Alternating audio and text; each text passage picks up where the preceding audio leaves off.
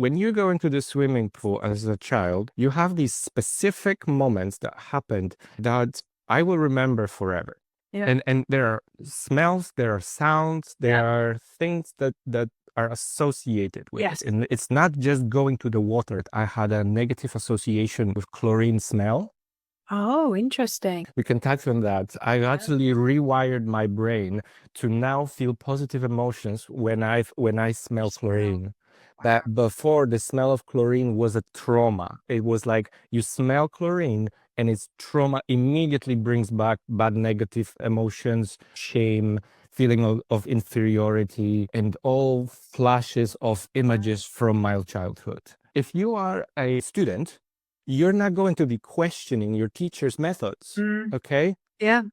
You're going to do what you're being told, and you question yourself, maybe I'm stupid and I don't understand why this is important. Right. But some teachers might be giving the wrong instructions because they don't even bother to ask. Blow the bubbles with your nose. Yeah. And why? Not just like, do it, but do what I said. So no, Yeah, if you say, look, if you breathe out through your nose, the water will not go to your nose and you will not feel that terrible sensation. Yeah. Makes sense. Now the kid knows why they need to do it. With the water going up the nose, I think many people don't realize how bad it is. I learned to really, really enjoy water. And every time I would go to the swimming pool, I had a great time. Okay, great time by myself. Learning. I could be halfway in my learning or my practice, and I would do very, very well. I had so much good time. And then for some reason, accidentally get water in my nose. It will ruin my day. And I was like, I want to go home. I want to go home. Yeah. Like right now. Right. So that is that bad, you know? Yeah. And I can see how those kids are really suffering if the water goes through their nose. Nose, yeah, because it burns, doesn't it? Yes. Yeah, it really burns, and then it goes up, then doesn't it, up your Yeah. sinus and then into your forehead. Yeah, and maybe I think some people maybe just treat it as nothing. Like, oh, it's just like do a little bit of coughing, just get over. Yeah. Like you need to like understand how uncomfortable this is for this kid. They're fighting, literally fighting against this because they're trying to do something that's really hard for them. And people just like dismiss it because if you think about that, a swimming teacher is a former athlete, for example. For them, is nothing. They're like they just don't see it as a big of a challenge. They're just like many of them might not have developed any empathy. No. They're just literally just their attitude is just get over this. It's nothing. Yeah. But that kid is really fighting. This is a fight, a battle. Yeah. So Alan has kindly agreed to come on because he has quite, well, I think, a quite unique story to tell. And I think that it will really help you guys as teachers to be able to use this information that we're going to talk about in different ways of a child's perspective, but then also as an adult perspective as well with regards to teaching and then how that response of teaching comes about. So I'm going to hand over to Alan to let him explain to you who he is and also shall we start from the beginning, but tell us what you're doing now, and then that will then, won't it, lead into what happened, what sort of led you to this point. Is that all right, Alan? Welcome. Good morning. Good morning. Thank you very much for having me. I'm very happy to share my story with everybody. Just to give you a little bit of context, I'm almost 40 years old now, and I've spent most of my life not being able to swim. That was mostly a result of a fear induced by my mom, fear of water induced by my mom. And despite the fact of having a father who was really good at swimming, I wasn't able to do it until the age of 32, where I just decided to make a huge change and learn. I'm usually a proponent of learning by myself, and also that includes some bad negative experience with a swimming teacher. I think I had 2 classes and I just said, no, I'm not going to do it. I think you would be very happy to hear the mistakes that usually, in my opinion, swimming teachers or instructors make, because that probably would help them in their business. Yep. And I spent a few years learning by myself, doing research, watching YouTube tutorials, learning by myself, and I've gotten quite good at it. I got not only good in terms of like the technique itself, but it became almost like my first environment where I felt really, really comfortable and happy. And recently I've been changing my career path. So I thought, what could I do? And because I was unsure what could I do for the world for that would also um, be good for me and other people, and I could also think that I can make money with. So I was like, what I'm good at?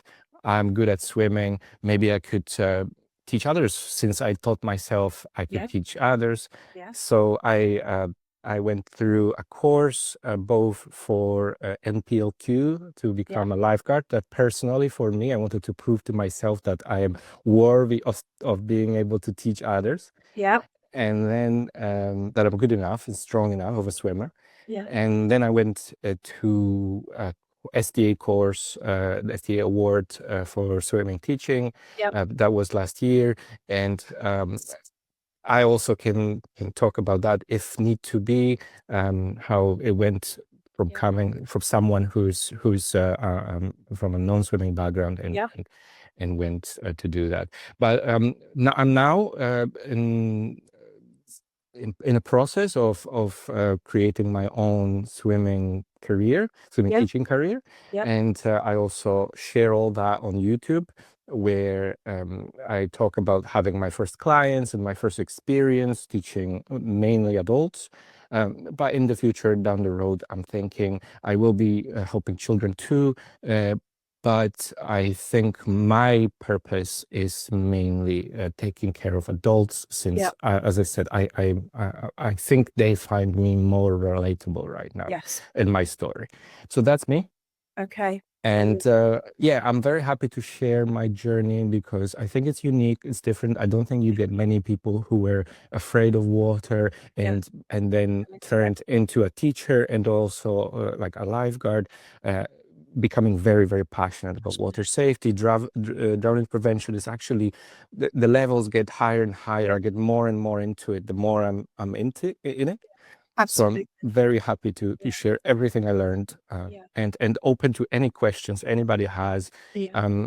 So if anybody who is listening to this conversation then would like to follow up on something I said, they can just literally reach out to me anytime. I'm open to anybody. Absolutely. Thank you for that. Thank you very much. I think as well, it's really important to understand the mindset of somebody that's had that as a child. Would you say, then as a child it was due to your mum that she didn't feel comfortable taking you to the swimming baths, or was it that you did have swimming lessons and that you didn't get on with them, or what? Let me give you an idea when it all started, because it actually started as I was little baby. I probably wasn't able to understand anything that anybody says yet, and I was already fearful. So I remember this very distinctly, because my mom and my dad used to tell me this story that it was funny for them, and they found it silly, Right. but um, we couldn't understand what was going on there. And to this day, I don't understand. So Right. when I was very little, I don't know, it was maybe one, maybe two. I'm not sure. I still have some photos of this, but I don't remember anything. But what they say happened was that my parents were walking along the beach, and you could hear the waves crashing and everything. And my mom would hold me on her arms, Mm-hmm. okay? And she would go into the water up to her knees, like literally just up to their knees. Hmm. And I would start screaming bloody murder, be like, I want to go to my dad. So I guess I was speaking already, because I want to say, Daddy, Daddy, I want to go to my daddy, Daddy, Right. Daddy. So Yeah. so so then my dad would run over. Yeah. He would grab me on his arms, Right. and he would stand in the water, like literally just up to his knees, and I Do was the screaming, same. "Mommy, mommy! I want to go to my You're mommy." going back and forth. Yes. So, eh, I think during that period, I had some sort of already like a fear of the water or of Right. the The sound of sound. the waves. I don't know what is connected, Right. and I'm actually exploring this topic. I'm going to talk to some psychologists and maybe other people who are within the industry to find out whether a child can be already born with fear of water, because we hear about children being able to swim as early as you know, as they're Very just young. Yeah. they're straight, they just pop out and they start swimming Yeah. immediately. And you know, maybe that's a majority, but there are children that will Yeah. scared, fearful, and I Right. think From the I was one get-go. of those. Okay, so we weren't able to explain this, and we really didn't explore that, you know, any further. It was just a funny Right. story, and I was just kind of given that I was scared of water. Right. Did I they, don't. sorry to interject you, but did they even try and put your feet in the water? You know, because sometimes we almost like dangle them over, you know, you dangle them into the water for your feet to touch or. I would have to ask. Right.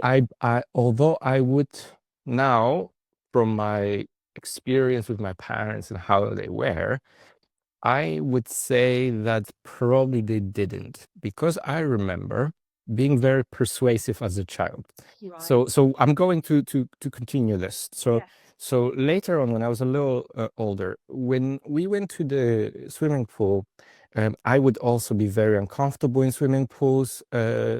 Just like even if we went for fun, whether that was the tubes that you The do slide. the slides, or somebody would take you, like, you know, your dad or your mom would take you to the water, I would still be very fearful, and I think I was crying, I think I was screaming, Right. and I believe my parents were giving in to that. So Right. they would not Push you be further. pushy. They would be like, Yeah. okay, he doesn't do it, fine, fair enough, and they Yeah. just Took it away from basically took it away. So, you know, there's the opposite of that, where people try to force the them. kid, and that's a different conversation that Yeah. we Yeah. might have later. But yeah, my parents were like, okay, I guess he's not gonna learn, he's Yeah. not gonna do it, Right. and that's it. So just to give you an idea, my father had we have in Poland such something called swimmer's card. It's like a driving license for swimming. All You right. Yeah, it's Okay. you have to kind of like pass an exam, and it tells you that you're a good swimmer. My father had that.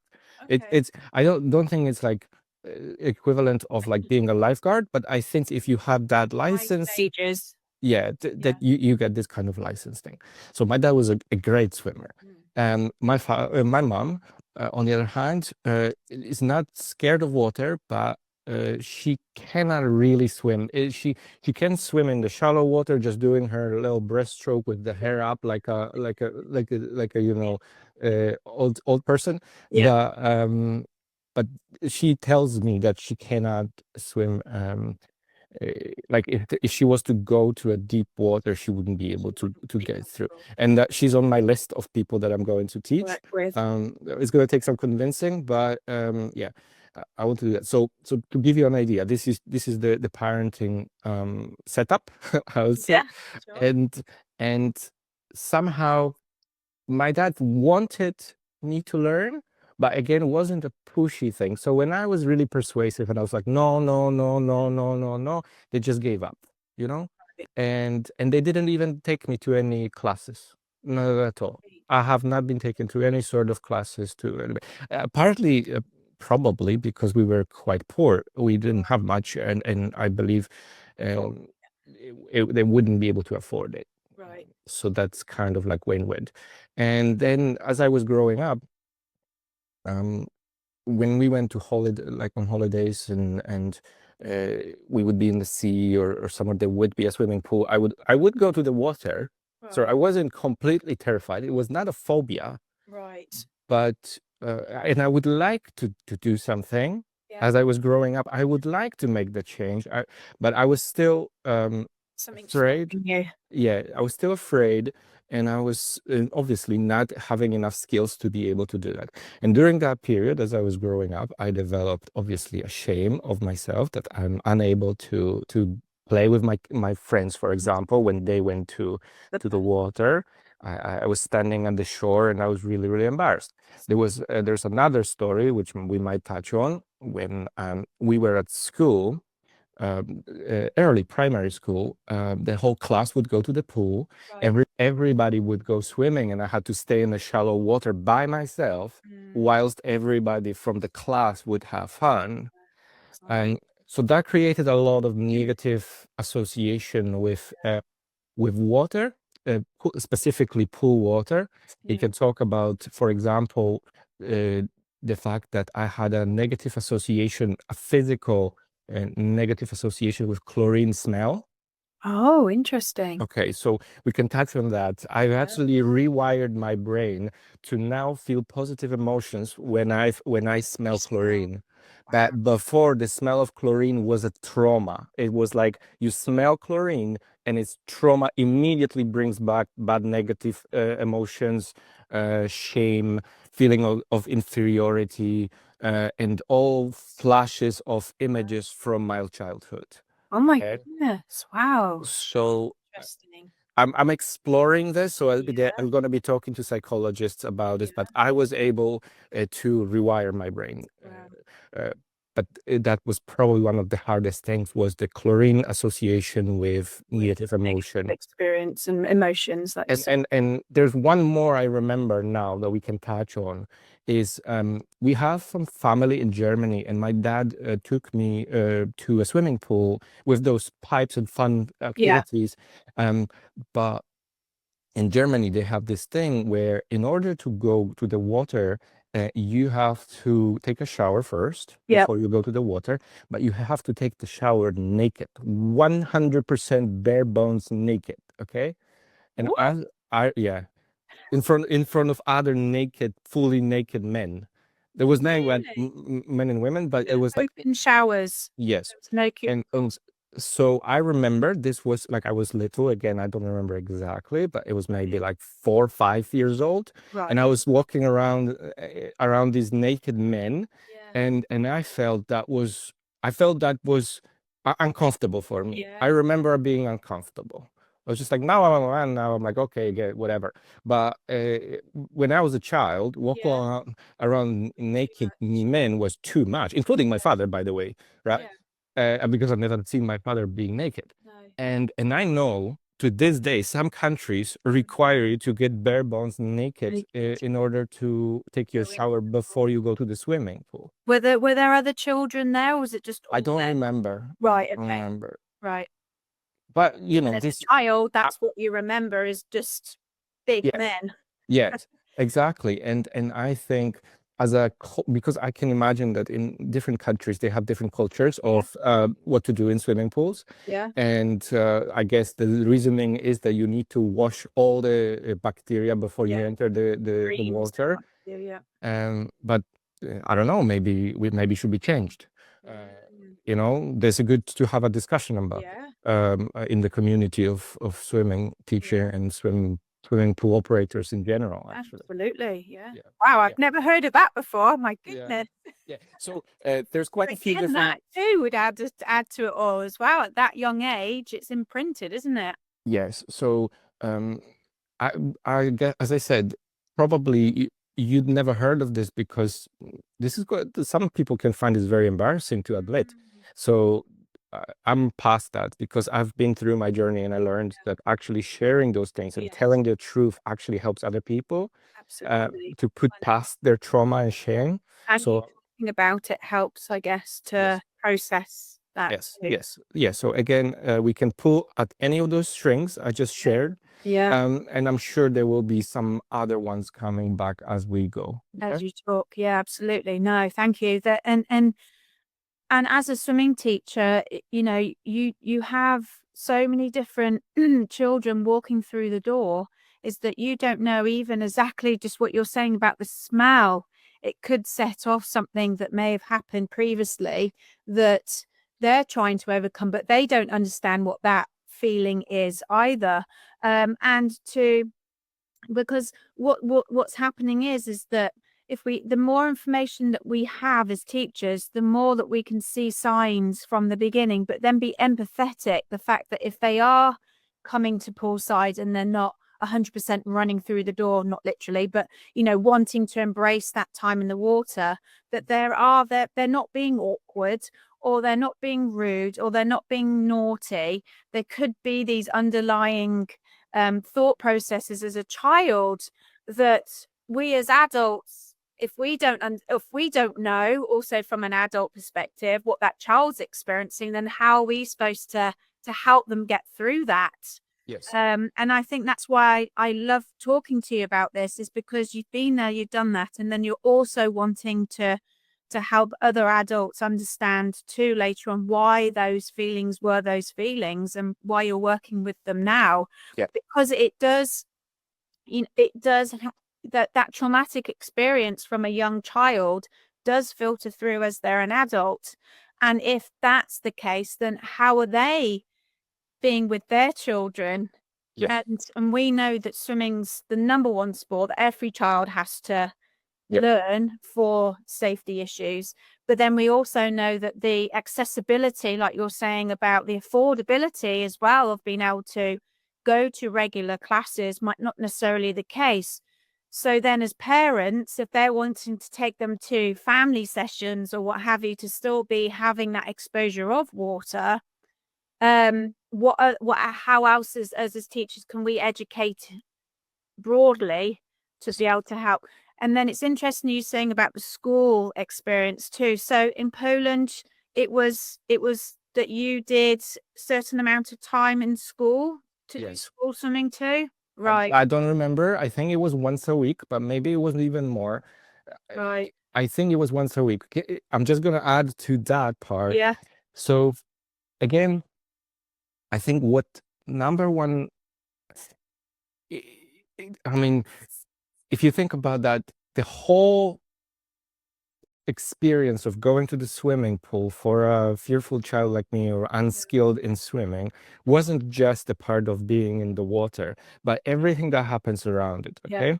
So I remember, because I have quite a photographic memory, I have like these flashes of what was going on in my head Right. when I would arrive at the swimming pool. Yeah. When you go into the swimming pool as a child, probably if you're an adult, you have this too, but as a child, I can still remember that. Yeah.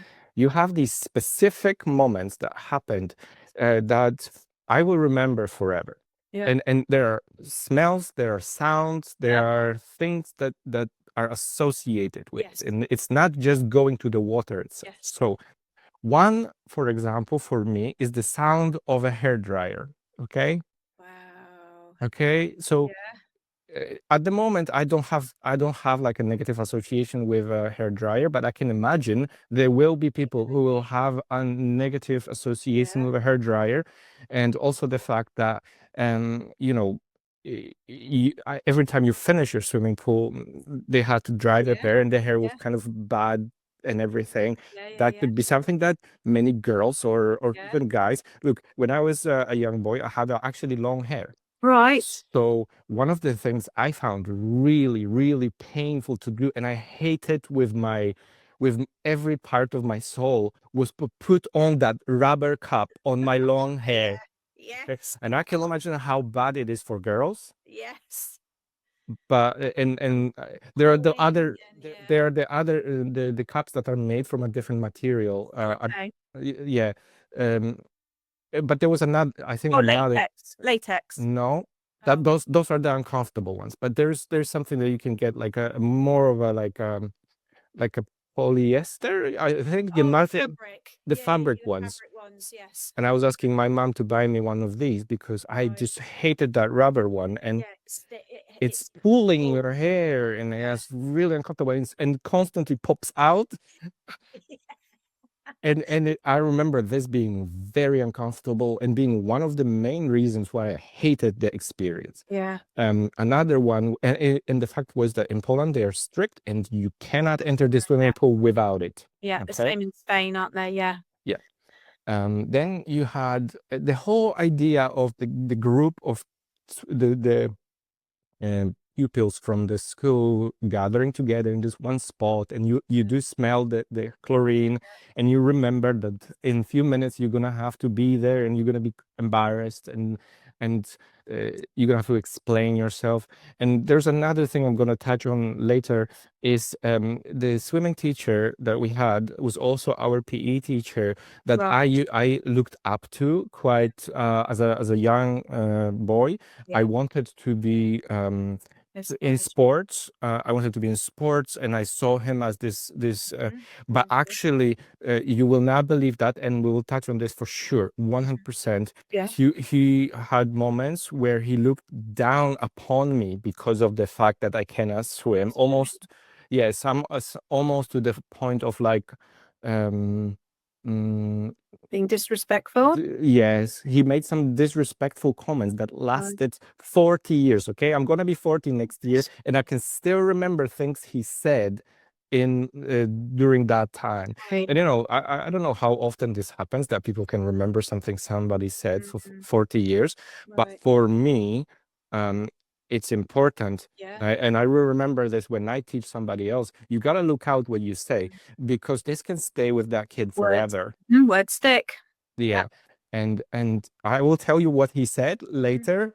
Okay. But yes, it's absolutely that. And all that together, it created this very, very negative experience that didn't help me to ever try to push through it and then Yeah. learn to swim, you know? Right, right, yeah, yeah.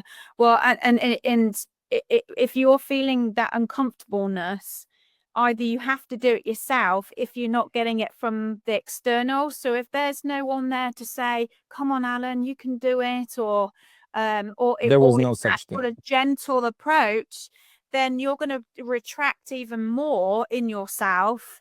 And then again, if that's already the mindset that you're in, how do you even detach yourself from it? Because then it's just like, well, I'm just going to give up in that Yeah. sense, isn't it? And then your parents sometimes they push those throwaway comments like, "Oh, he just sings like a rock." But Yeah. my mom is like, "I also sing like a rock, so okay, it's Mm. okay," It's you so know? it's all okay then. It's almost Yes. like, well, if that's the case, then oh well, type of thing, rather than helping you through that of Mhm, actually you shouldn't that's not the case and we can mhm, work with that. mhm. Yeah. So do you remember how the other swimmers were, in your class? Were they sort of saying, ha ha, look at Alan or I think so. I don't remember exactly, but right, I remember that I was basically like a sore thumb, basically right, like the only one that couldn't really swim in the class. So right. like everybody's doing lengths, Yeah. I had to go widths Which because I was in a shallow end, yeah, and I had to use the board, kickboard all the time because I was just like your favorite thing. yeah, basically, I was like, "This is my lifesaver," Yeah. the pigboard, and that's it. And and I remember also one thing that I wanted to mention for a while is that earlier, before that, when I was younger, there was always an option to have the arm floats. Yeah. And as a young boy, I was embarrassed to wear these. Right. Okay, Yeah. so this was something. If you're a boy and you wear these floats, then you're just embarrassed Yeah, yeah, yeah. even more, not just Right. the fact that you cannot swim, but also as a man, you Yeah. know Yeah. so I think it's like this fragile masculinity was Yeah. developing early, Early. Yeah. and I think it was attached to my sense of like, I think when I was growing up, I attached this thing that you want to be a man, you need to learn to swim. You cannot swim, therefore you're not man enough. And Right. I think that developed all the way to my 30 something Yeah. birthday until I decided to take care of this and become the man. You know what I Yeah, mean? yeah, yeah. So Yeah. this is kind of like how it went. And how were you in other sports? I was really good in other Mhm. sports. Okay, so I was playing football. I was doing long distance running. I was doing sprints, and actually, I was getting a lot of respect from even the PE teacher for that. And but there's other things that he said along the way when, again, like a throwaway comment that it would kept coming back. But again, like in other sports, I was doing very well. And I played basketball. I tried many different things, and I loved it. And I wanted to be a sporty guy. Yeah. And as a matter of fact, I wanted to go to the physical university, physical education university, and I went through all the tests and everything did very well, but I failed swimming test. And that's a story on its own as well. I have it on my YouTube channel, so you Okay. can go and listen to this story Yeah. about how I failed the university test. Um, we can talk about that Yeah. too, No, that's but I don't interesting think that they're that asking that you is to the do most that. important one. Mm. So, So, because a lot of families also then think that because their child is already sporty, that all they should be totally fine with regards to swimming. I mean, they're confident and they're showing that they're strong, or things like that on land. But then potentially when you add in water, they may be a completely different person. yes, So when I try and explain to teachers as well, is that although they might be a confident person on land, when it comes to adding water or what have you, they may not be that confident person anymore, and that expectations, yeah, we need to try and um not have those, and see each child as almost like a blank canvas, yes, so that we're not. And what I love that you do as well is that you talk to your adults first before you even get yes, in the water, don't you? yes. And you actually spend quite a lot of time with them, don't you? Not saying that everybody needs to do that, but the reasoning why, I love to hear why you do that. The reason why I talk to people, because I want to understand what's driving them. For example, my newest client, he wasn't afraid of water. He just didn't have the chance to learn. Like, Right. that's it. But he was willing and he wanted. It was just no opportunity, and he didn't figure this out. And he haven't for 42 years. He Yeah. haven't done any of that. So Right. he wasn't afraid. So I knew what I can then ask him to do in the water, because I Yeah. knew that, okay, so we can try to go maybe at a faster pace, but maybe there's something else that he's struggling with, which there was. And so I wanted to know that. I also think they appreciate the fact that you ask about their story, because everybody's story is different. There's some people went through some very traumatic experience. Yeah. I'm also trying to find like a common thread, a common what you call denominator, Yeah. where we can understand each other. They'll trust me more, because if they asked me about something and I had the same experience, Yeah. we can then talk it through, and I can look them straight in the eye and say, I know where you are, I understand it. We will get through this. Together. Yeah. And it really helps. Yeah. And I remember I was partially when I was in the swimming teaching course, the Yes. STA course. I had experience, hands-on experience teaching kids, and there were some really, really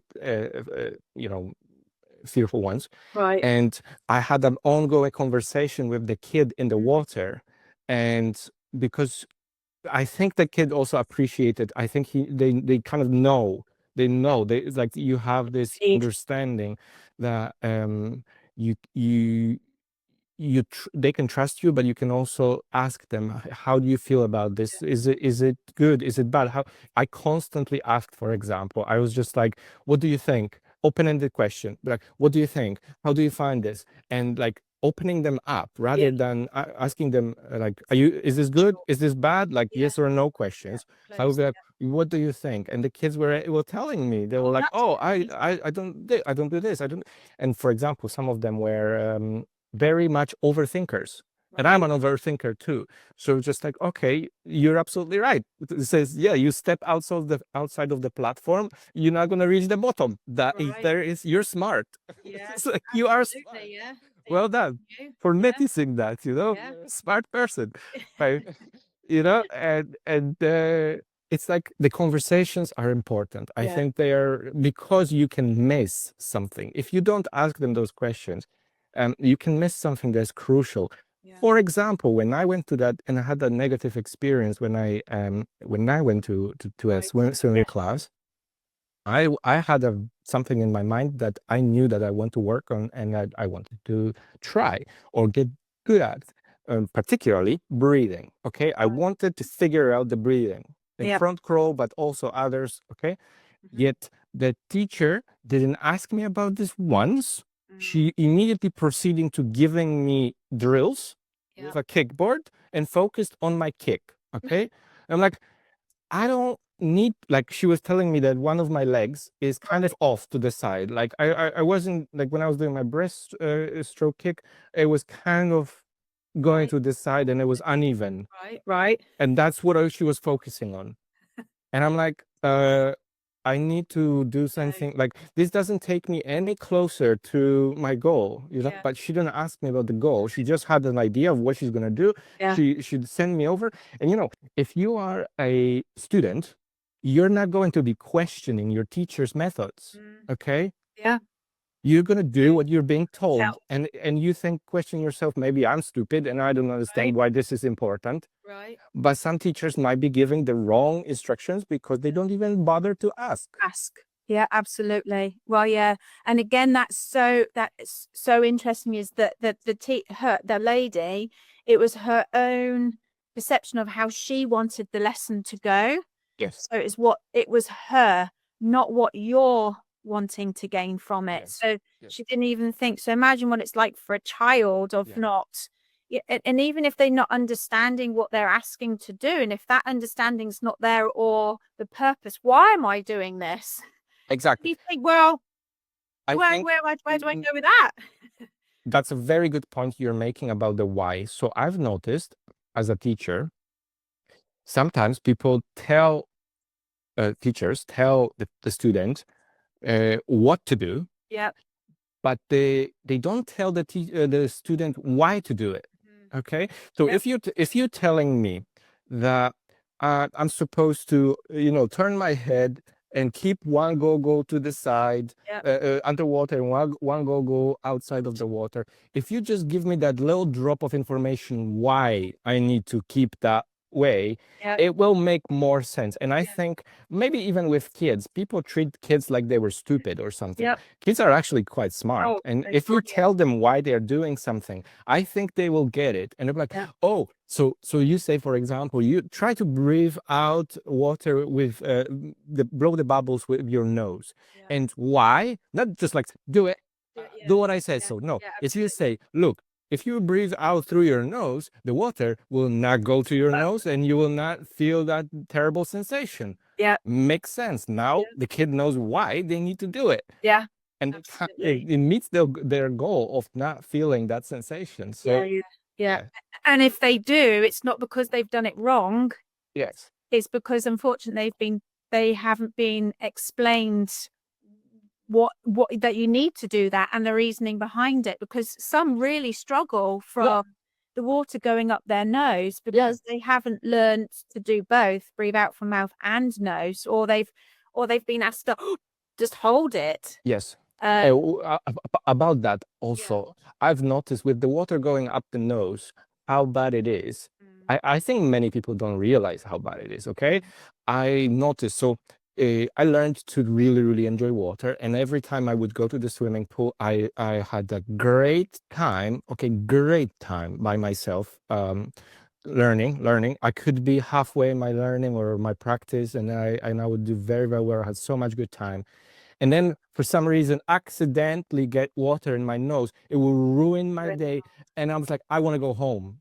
I want to go home. Yeah. Like right now. Right. So that is that bad, you know? Yeah. And I can see how those kids are really suffering if the water goes through their nose. Nose, because it burns, doesn't it? Yes. Yes. Yeah, really burns, and then it goes up, then doesn't it, up your Yeah. sinus and then into your forehead, into your head, doesn't it? And maybe I think some people maybe just treat it as nothing. Like, oh, it's just like do a little bit of coughing, just get over. Yeah. Like you need to like understand how uncomfortable this is for this kid. They're fighting, literally fighting against this because they're trying to do something that's really hard for them. And people just like dismiss it, because if you think about that, a swimming teacher is a former athlete, for example. For them is nothing. They're like they just don't see it as a big of a challenge. They're Right. just like, Just go. many of them might not have developed any empathy. No. And yeah, they're just literally just their attitude is just get over this. Yeah. There's Yeah. Yeah. nothing. Yeah. But that kid is really fighting. This Yeah. is a fight, a Oh, battle. yeah. Yeah. And it could actually happen as well when you're mid-flow of doing your Mhm. stroke and you can't put your feet down, or or you're not close to the wall because you're in the lane over from the wall. And then you've got the teacher that's shouting at you to say, come on, get on with it, keep Yep. going, because the person behind you, or you're Yep. in the way of everybody. But at the same time, you're trying to deal with what's happened, as well as stopping yourself from going down and Yeah. under the water, which is then that maybe something then clicks to say, oh no, I'm sinking. Yeah. And these are all young children, aren't they? It's Yeah. not that they're strong enough to, or even to take that pain until they get to the end and then deal with it. It's that immediate thing Yeah. there, isn't And then it? imagine your parent, a week passes and your parent says, we are going to the swimming pool Yeah. today. It's your swimming class. And the child is like, oh my God, I'm gonna Oh, have to go through this again. yeah. And And they might think that what happens if it does happen again, all that is then going yeah, to be your and people are, thinking. and people are surprised that there is a dropout, a Yeah. huge dropout rate. If the kids are uncomfortable, they're being pushed really, really hard. Yeah. Because they rush through. Like I know people, they're being rushed through, Yeah. Very much. and they're not really receiving the amount of nurturing and empathy. Yeah. I think they're just like, I don't want to come back to the swimming pool. That's And it. Like, yeah, absolutely. and And and then you're and, gonna and have the parents that battle. pay for it, they pay for the child to suffer through it. Yeah, absolutely. And the parents sort of, will be saying, I have paid for this. I've signed you up for it. You've got to persevere. Yep. We've got to keep going. And I'm not going to lose them. I can understand from the parent point of view that if Yeah. they don't understand either, then they just see it as And why can't you just learn? yeah, What's so hard about this? You know what yeah, I mean? exactly. And what happens, unfortunately, as well, is that oh, your friend's doing really well, or the other swimmers are doing There must be exceptionally well. something Why wrong with aren't me. you? Yeah, there must be Yeah, something wrong with me. yeah. And that's when we develop a like shame, a Mm, feeling of inferiority that can then last for many years. Okay. yeah, yeah, And there's something else I wanted to tell you about. yeah. So a lot of boys, I don't know if this happens with girls. I'm just speaking from a perspective of Sure. a boy. Okay. Yeah, A lot of boys do not want to, comes back to this masculinity yeah. thing. They do not want to show their weakness of not being able to swim. Okay. Right. So they do not speak about this. They don't tell anybody of their friends. They just like kind of Mm, shove it to the side. Okay. And what happens is they might go to a swimming class, but they might not to. yep. But they end up being around the water or in the water with their friends. And suddenly everybody's swimming apart from them, and they have a choice of being smart and staying out like within their depth, Yeah, or just try because they feel brave or they think they can overcome this. They try yeah. to be strong and they drown because Mm, they were afraid to admit to the weakness that they cannot right. swim. This happens all the way to teenagers. Okay.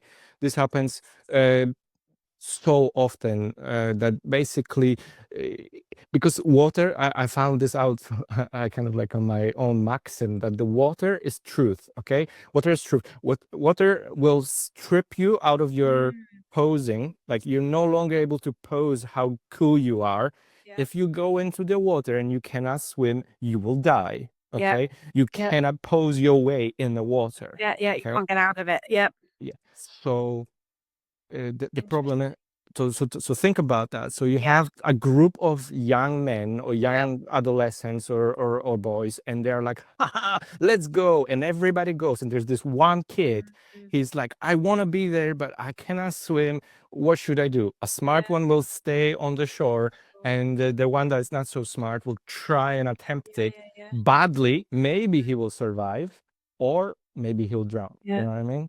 Well, the drowning statistics do show that it's the males are higher, Yeah. and in Adolescence. adolescence. Yeah. Yeah, because I think that's what happened. They go on a lake, they go on into the sea, and they do not want to admit in front of their other peers that they cannot swim.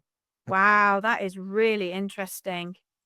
And wow, I mean, that's just really hit the nail on the head there, really, hasn't it? Yeah. Because if that's the case, then so girls essentially, then if we look at it that way, they'll be more happy to say to their friends, "Look, I don't feel comfortable doing this, so I'm just going to stay." And the girls maybe are a little bit more accepting.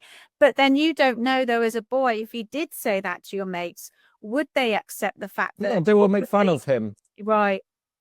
Yeah, yeah, They'll be yeah. like, "Shall we bring you the little thingies so you Yeah, can then, or a little ring around you, ha yeah. ha ha ha, and Wow. an oxygen bottle, ha ha ha ha." Right. You know what I mean? Wow. So they Because really it's do. brutal. It's brutal out there for Yeah. boys. Okay. Oh my goodness.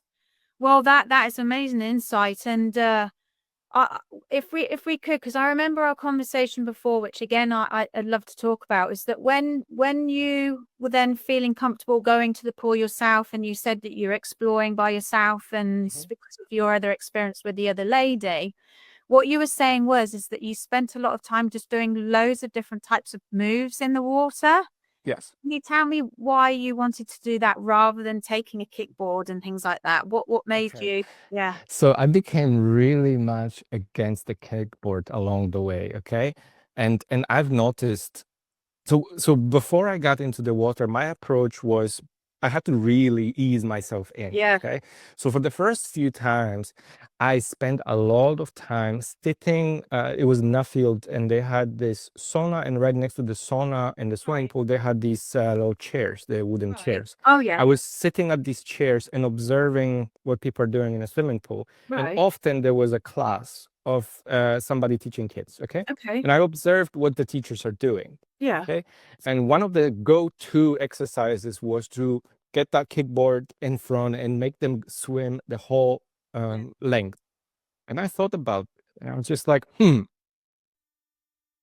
and is this idea of getting through the whole swimming pool with just kicking, is that a smart idea? Is it a smart Right. thing Right. to Right. learn? Like, what does it give them? They give them a strong kick. It gives them Right. strong legs.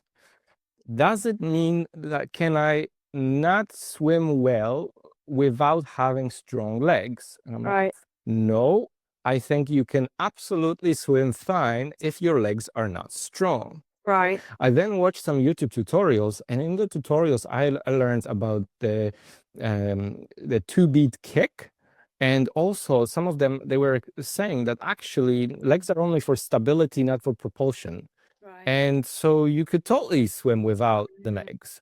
And then what I did was when I was practicing my front crawl, I took a pool boy, Yeah. fit it between my legs, Yeah. so I don't kick at all, and I Mhm. use only my arms. Yeah. And I thought, well, wait a minute, I'm actually faster. I'm way less tired, Yeah. and I it turned out I didn't have to do any of that No. kickboard kicking. Yeah. And the fact is, not only it's really tiring, Yeah. okay, to kick through, it's slow. Constantly. It's Yeah. really slow to get. So basically, I have an hour, for example. I was practicing in the pool, but out of this 1 hour, if I decided to do kickboard things, it would Yeah. take forever to get to the other side. And I'm like, I'm just wasting my time. I'm losing And your time energy. and energy. And I'm like, I'm not gonna do that. I'm just gonna stop kicking altogether, or like Yeah. at least do the very gentle Oh yeah. kicks, you know? Just yeah. And I learned to swim. And I also observed some older people, and I saw some people, some old people who were not kicking at all, and they were just Right. doing their breaststroke without kicking. Right. The technique was not perfect, but I was like, they're still swimming, Moving. Yeah. they're moving, they're Yeah. fine. Getting So across. yeah, so I'm like, okay, I'm gonna reduce the amount of energy I waste on my kick, you know, Yeah. and I'm just gonna just gently balance it. It took away the sense of exhaustion. Right. It gave me ability to swim for further distance. I was also way more relaxed.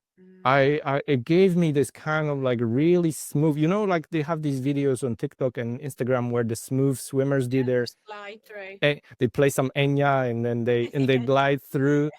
Yeah, that's literally what I started to swim like. It Right. started becoming so enjoyable. I was literally like comparing this to meditation at some point. I was just like, oh, I'm starting to meditate. I no longer think about getting to the end of the swimming pool as fast as I can. I just enjoy my swim. Okay. Wow. And that really helped. So that was like my thing that I discovered. And then I started thinking, okay, can I do other things? And I just thought, by the way, I don't know, do you watch YouTube videos at all, like tutorials and what's out there? Uh, Occasionally, I mean, if I'm being honest, it's not really no, because I know what to do. But when you're saying about the TikTok videos that do pop up of them gliding, and that's what I teach really, to be honest, with adults, is to focus more on the arm pull than the leg kicks. The leg kick just tends to just be behind you, like you're saying, for the balance. But it is interesting watching what they do say as to but with regards to the understanding of why they're doing it that way, then I don't watch that, if that makes sense, because I'm not searching for those questions. Well, I've watched several hours. I mean, we're talking uh, hundreds, if not thousands of hours of the YouTube tutorials, okay? And there's some great insights and great teaching, okay? Right. And a lot of them will give you some really scientific explanations, saying why you should do things. For example, that if you cup your hand like this, it helps you to propel yourself. But apparently, if you have slight gaps between your fingers, about this much, okay, Yeah. you're actually gonna have more grip, because apparently, according to physics, between those fingers, like between fingers, there's a small pocket of like there's like almost a glove created by the Creation. water. So you actually you can pull. You cannot have them wide, No. but if you have like about this much, you can actually have a stronger pull. Oh. And there's like a lot of interesting things. So I started just to experiment. It was like, what can I do? Can I just spread them wide open? Can I swim with just one arm? Can I swim with no kick? Can I swim without, for example, any arms? And I'll just put them behind my back and see if I can do anything just to pop out, get some air, and go back down. Yeah, and just having fun. And then I wanted to learn a flip turn.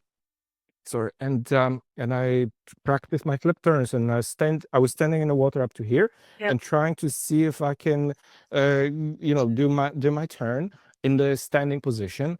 I was swallowed a lot of water. I got a lot of water in my nose. That's how I learned that I have to blow out through my nose along the way as I'm turning my body. But some people have a different technique to do that. Yeah. And that's how I practiced. Yeah. And I love that, because really in swimming lessons they don't have that time or the want. They just want them to, right, I've got 30 minutes, get them in, get them out, then the next group, and I've got this list. And I'm not saying all teachers, I mean, there is a whole array, and I'm not saying those that are watching this are doing this, but generally is that you have your plan in your head, and you go through each sort of skill set or the core skill that you're working on, and then right, next group in, and we're going to be doing the same depending on the level and stage that they're in. But I don't know, and I'd love to hear from somebody that does do this, is to give them that time of where literally potentially nothing is planned, and you do the whole time of where exactly what you're saying. Or it could be that, right, yesterday, let's work on turns today, but I'm just going to let you test it out yourselves and see, how do you think that you turn? Because like exactly what you're saying is, if someone else is learning to do it different way, doesn't mean to say it's the same for the next person. There's not necessarily one way fits all. Yes. And they may breathe out at different times, and may hold it, then breathe out, or breathe out and hold it, or whatever it is for them to do that. And I don't think, I think there's very few and far between that I can imagine that people will, because the expectation as well, also from the parents, if they see that that teacher's just not doing what they see as being teaching a lesson, then how can that teacher then also have that confidence to say, well, actually, we're exploring today? Exactly. Yeah, you need a bit of assertivity. As a, I guess, as a teacher, probably, well, many of them are young, coming out of the, uni, and they just got qualified, and they might not be, they might have the skill to teach, If they've um, been there. but in terms of as a person, they might still need to develop the character to be able to hold their own in front of the parent, Yeah. and also explain and communicate what you're doing, and understand that the parent can be wrong. So how can you say that without being combative and um, offending them? Right. Becoming so I started thinking of this as, apart from being a teacher or instructor, with an instructor, you have to be an educator. Okay, you educate people, and as you educate your kids, Yeah. you also educate the parent. Be like, Yeah. by the way, for example, the kids, let's say there's a parent and a kid, and the parent is not happy about something. So you would have to tell the parents, listen, I believe you want to have your children safe when you're going somewhere on holidays or whatever. You want them safe. You want them to give them as much as confidence and ability to save themselves if they were in trouble. And in order to do that, they need a variety of skills and experiences. And some of them may be taking longer than usual. They might be scared of something, but my job is to give them that. And you need to show the parent that you care. And again, without slagging off some people, there are people who come out as teachers, being qualified, they don't really care, No. because they just want to make money as like in any other job, and they just go through the motions of what they're supposed to do, and they don't really care, too much. And again, it's not everyone. There's plenty of great teachers in every field. Yeah, there will be people who are going through the motions, and they don't really care about the parents or the kids.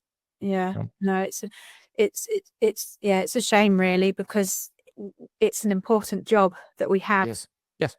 And I don't think swimming teachers get enough credit. Yes, but it's also really hard because it's a complex scenario. Because there's the child, then there's the parent. You need to achieve a specific result. And from each angle, you have some hurdles to overcome. So it's just like, you know you might have not enough time, but then you have some situations that happen in the family of that child, that causes that child to maybe have a problem with something. Because the parents, maybe you have at work some problems that you don't get enough of something from your workplace, and then you have to put all that together, and despite all those challenges, teach as many children as possible to as best standard as possible, I guess. Yeah. And also a lot of the leisure centres, they have so many children in one group. And you've got all of that's been having to be dealt with. I call it the circle of success, because you've got you as the teacher, the child, the adult, which is, I think, the missing piece. But then you're adding them into water. So although that you've got potentially these issues on land, you're now adding the water effect to it. But to finish up and conclude this, is there, knowing from your experience and then from what now you're doing, which is an amazing thing that you are doing, what advice would you give somebody from your experience of that traumatic experience, now being a teacher? What would you say? I mean, they are qualified. Everyone, that is watching this, and others as well, are qualified. So they've gone through, like, you've done your qualifications, but real life now, what would you advise a teacher if they're looking, if they are coming across some sort of hurdles? I would advise someone to seek to understand why. Yeah. Why something takes longer, why something doesn't work, why this parent wants something.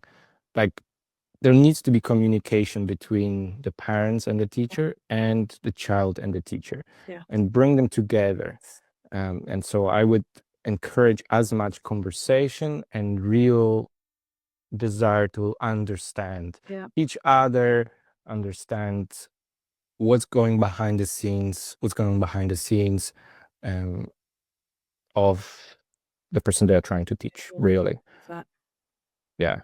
Yeah. And I guess, do you think as well is that it's better to take longer with the child than to rush through the experience to then potentially have the negative Yes. and then not come back? So I'm still trying to, because I'm new to this industry, I'm start trying to figure out, because I understand the huge numbers of children that need this. Yeah. Okay, so because the numbers are so large, Yeah. that's why there's a need for fast and Yeah. quick turnarounds and getting everybody in bigger groups. And Yeah. so you obviously, when you're in a group setting, you're gonna spend less time with individual individual children, so the quality drops also, and some people are left behind. Yeah. But you cannot really slow down completely, because if you do, you're just not going to be able to get through the numbers of people who need this. Yeah. So I'm still exploring, and like, I think conversations like this will help us. Yeah. One of the conclusions, I guess, that so far I've got is that, apart from sending children to the classes, Yeah. I think parents should take responsibility and start teaching their own children on their own. I think this is one of the number one thing that can happen, so we can increase or decrease the number of drownings and have increased number of children knowing how to swim, is simply if their own parents teach them. Yeah. Okay, and they take like this their own responsibility in their own hands. And I know somebody say, oh, therefore we'll be making less money as swimming teachers because we're literally getting ourselves out of business. Yeah. Because we're going to ask somebody else, we will outsource the teaching to the parents. But I think if you think about that, it's like, no, not really, because the numbers are so big that you need that. Otherwise, you're not going to be able to get through. There's a shortage of swimming teachers. Yeah, there is. Hugely. Yeah. Especially due to COVID. Yes. So parents need to start teaching their own kids and really take this seriously. And maybe second thing would be, maybe bring in more swimming teachers from other areas that we were not considering. For example, because up to this point, I think it was only former competitive swimmers were the teachers. Yeah. And I believe STA introduced this STA award to bring people from non-competitive swimming backgrounds, because well, you don't need to be a competitive swimmer to teach, especially the very early stages. Oh yeah. Yeah, it's more and more child development that's needed to understand the child themselves, how to learn. Yes. And I think there might be a lot of people who never considered becoming a swimming teacher, but they could be, simply because they are good at listening and being with kids, and they would be able to take the time and teach the child with their pace. That's kind of how I see it. No, that's exactly it. No. Oh, thank you. I really appreciate this conversation. I think that, like you said, just having these and more of these and especially if they are new swimming teachers like yourself, it's all a learning curve, and to get as much information as possible and researching. And that's why I've set up the swim education page and the membership. is to have these conversations, and you don't necessarily have to sit and watch us. You could put this on as a podcast and listen to it in the car or when you're on a walk or something, to be able to listen to what we're saying, and also to listen to other podcasts or watch videos like you're saying. Where can people find you on your YouTube channel, Alan? So the YouTube channel is called at Befriend Water. Okay, I'll put it in the, yeah. And I've recently created a couple other social media. There's just starting on Instagram and TikTok. The same at Befriend Water. Trying to make water my friend. Yeah. Basically, this is the motto. There's one more thing I wanted to maybe mention if we have a chance. Yeah. So anybody who listens to this is a swimming teacher or aspiring swimming teacher, would to do something together. I would be very happy to do something together, including you, Helen. Yes. One of the things that's on my mind is some sort of a workshop, education, water safety for parents. Yeah. Basically something that we would bring on, that could be online or could be in person, where we bring on parents and we talk about the things that maybe they do not know about the fact that if they send the kid out to the swimming class, that they are not guaranteed that the kid will be safe in the water when they go on holidays, and what to look out for, how to spot those early things, and how to maybe talk to their kids, and maybe organize something. I've got thousands of ideas. Okay, so I don't want to now spill everything here and like go through another hour, but there's definitely things that could be done in terms of educating parents. Absolutely. I think we need to work with parents more. I think as teachers, I think we need to work with parents more, and then see what happens. Yeah. No. Yeah. It needs to happen. I think, and there's a lot of parents just and not to obviously do too much, because we can always talk about this as to help with that connection of parents to for teachers, but they either feel as though they don't have the skills to do it themselves, or they just want to pass on to you as a teacher to say, drown my child. So you tend to have those two sort of thought processes, but you can overcome that by, like you're saying, it's this education, and it doesn't happen early enough. It's almost sometimes too late in the game. It's never too late in that sense, but the earlier the better. And even when they're a child, a baby, a very young baby, the education needs to start just like it does with anything else when you've just had a baby, because they are going to go and take them to the pool. It's a given. It happens because we've all taken on baby lessons. So listen, I would love to do that, and I know that would be some others on here that would be interested in that for sure. And I'm getting married this year, and I'm planning to have a baby as soon as I can. So I took it upon myself. I'm like, I'm gonna make sure my kids can swim, and I can talk to other parents about like my journey, and then obviously use that as a platform to build, on top of that. So we'll see.